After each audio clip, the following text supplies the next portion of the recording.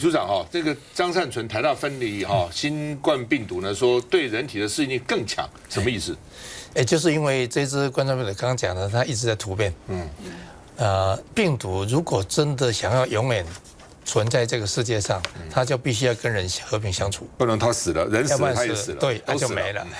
好，所以呢，也就是说它就是没有那么严，不会把人搞死，就是这个。它的目的是希望这样子。那新加坡现在说都也不隔离，也不干嘛了，反正第一个新加坡很小，第二个说它将来就会变感冒了，所以也不必封锁了，是它对还错？原来李显龙讲那句话，他仔细看他前面有一段跟后面一段，他重点应该是放在后面那一段。后面那段意思就是说，如果你有轻微的症状，麻烦你先去看家庭医师。真的有怀疑，再去送到大医院。后面那段最重要。前面他讲了一堆，就大家误以为他认为说这次会变成流感，其实他这个病毒跟流感病毒完全是两样的，完全不同，完全不同的。所以还是要先去看医生，然后看要怎样处理，后续处理的啊。这个钻石公主号现在可是大大的有名哈。那台湾的这个老先生呢，咳血，所以已经下船去治疗了哈。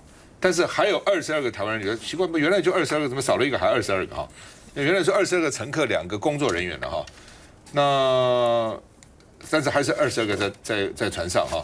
那这个咳血吐血的啊，我们把它这个争取回来哈。那么另外呢，除了这个85岁的老先生跟另外一个妇人呢确诊就医，说他们的状况都还算稳定哈。谢长廷很惊讶了啊，他是驻日代表。他说呢，全部检查需要10天，因为说日本人哈一天呢只能检查300个，一天大概只能检查300个，所以你3000个就要10天以上啊，等等哈。那为什么那么难检查吗？对，因为你如果要确诊的话，就是要做 PCR， 就是聚合酶连锁反应，才能够确认是不是这个病毒。那一个人大概要4到6个钟头，他一盘。最多只能送38到40个人份，所以送进去一次只能送差不多40个人份。那你想想，要300个人，大概1天，所以1天就是300。对，他不能多几个设备，多几个仪器嘛？就20小时一直让才有可能，要不然不可能那个机器一直20小时，那个人都不要休息。多几台机器的话呢？他们机器大概没有那么多。我们台湾够不够？我们台湾是只有几个医学中心才有，也不是那么多，也不是那么多。好吧，那么。到底公主号是怎样？我们看看，这个公主很惨，来落难公主。真的。早上的时候获得这个日方政府跟我们，因为我们对疫情有交换啊，所以我们是透过日方他们直接通知我们。钻石公主号新冠病毒疫情再次拉警报，13号确诊44例，总病例数达到了218例，其中1例正是日前传出在船上咳血的85岁台湾老翁。2月10号，老翁的儿子曾写信向总统蔡英文求助，说爸爸咳血了。过了3天，2月13号传出确诊病例，但直到隔天14号才证实有台湾人确诊，接着送医治疗。已经有跟这个日方表明，我们希望把这个国人接回的这个希望。那么日方呢，现在也在研议当中。这名确诊的85岁老翁和中年儿子同住一间，房型是没有窗户的内舱，2人已经咳嗽多日。现在爸爸确诊，又在密闭空间下相处长达25天。至于儿子处在高传染风险当中，虽然目前日本政府表示14号将针对其他高风险的旅客进行筛检，但优先让呈现阴性反应的80岁以上年长者下船。他们是说，有些人可以先下来，但是他们事实上是说，如果说检查是阴性，还要到日本的特定的一个隔离场所，还要再继续观察，所以并不是说可以直接接回来。想回家恐怕没有这么容易，即便筛检后都呈现阴性，还必须到日本集中隔离，返家日期还是未知数。依据日本的这个传染症。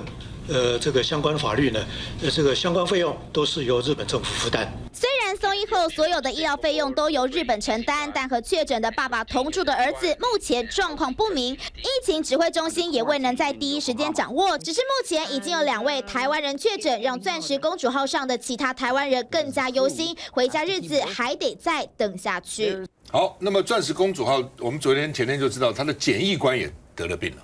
好，那到底怎么回事？说怀疑他是重复使用相同的口罩，照理讲检疫官应该有这样的警觉才对。他会原来是说眼睛啦，现在又说是重复使用相同口罩。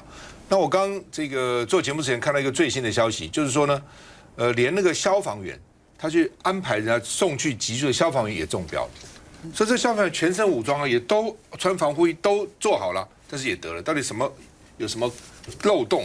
一定是有什么地方有漏洞的，有空隙才会的哈。那美国传说要派2个包机接回钻石公主号，它里面的380个公民以及他的眷属啊，回去以后呢，可能会在这个加州的拉斯维加斯 （Las Vegas） 空军基地哈，还有德州的这个拉克兰空军基地隔离啊。老美这个军营都比较偏僻啊，可以到那边隔离哈。那我们外交部也向日方表达说，想接回钻石公主号上的台湾人啊。那另外钻石公主号，你记得吗？在1月31号曾经在台湾下船，哦，1月30号下船。那下船呢，就有一些比较密切的接触者，他们去查嘛，50个点啊。那现在检查说呢，只有6例还在检验中，其他都是阴性了啊，所以其他没有事，6例还在检查中。那譬如说101就很紧张，因为他们去逛了101就说我们员工体温都正常，你们来吧，不要怕，我们来吧啊，来 shopping 吧啊。那圆山饭店也是，因为他们也去逛了圆山饭店，圆山饭店说我们都没有问题啊，都没有问题啊。来，黄伟。对，我觉得这个钻石公主号现在看起来这一艘船真的是应该要把所有的人都撤下船哦。它的这个我觉得它整艘船的这个感染严重程度非常非常的高哦。所以我相信美国这样的一个动作，如果美国可以派2架飞机去的时候，我们台湾这么近，我们1台飞机就可以把22个人全部都接回来台湾，他们心里比较安，然后再做这一个隔离哦。我觉得这个是我们应该要做的。而这一次整个我认为这个日方它在整个防疫措施的到位程度，它真的有点慢半拍。以日本这么强大的一个公卫的资源哦，刚刚虽然署长有提到说那个检验的速度比较慢，但是我也看到最新的消息是，安倍已经发现事情严重的时候，从每天检测300个，它可以加到每天可以扩大到1000个的检验能量，也就是说，日本没有在第一时间把所有的公卫的资源集中到横滨，然后针对这艘船应该要怎么样的处理，有一个比较更严谨、更主动、更积极的态度。你看，像这种80几岁要咳出血来，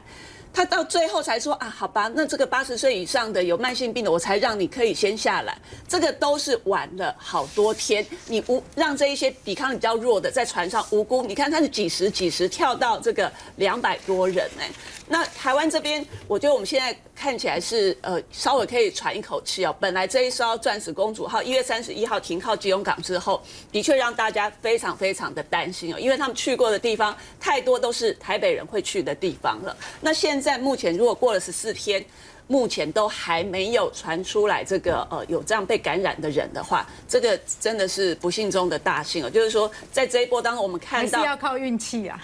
这一波我们不可以讲运气，不可以讲运气，但也有网友台湾的运气还是好，要好的。其实像在 Okinawa 就有一个这个计程车司机，他就是被钻石公主号又感染了。那台湾到目前没有，我们真的是这个刀天之幸了。来，署长。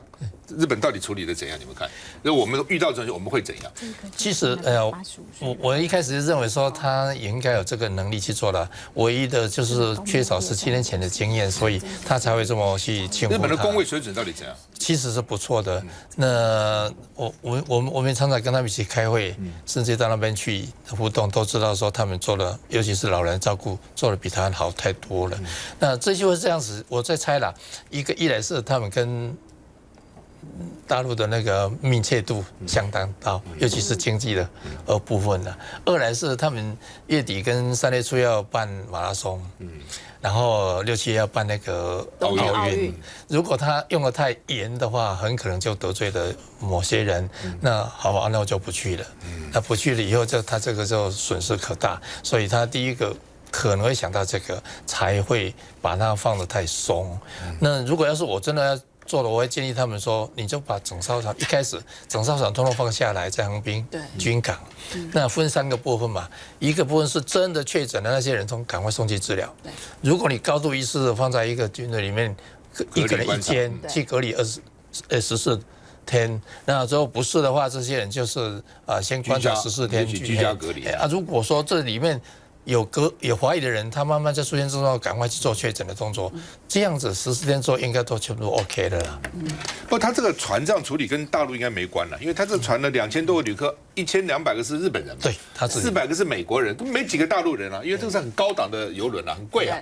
日本就2家豪华邮轮公司，这2家其中之一家哦，所以他开始到底为什么这样？可能他觉得有确诊，就干脆都给你放在船上哦，我慢慢检查。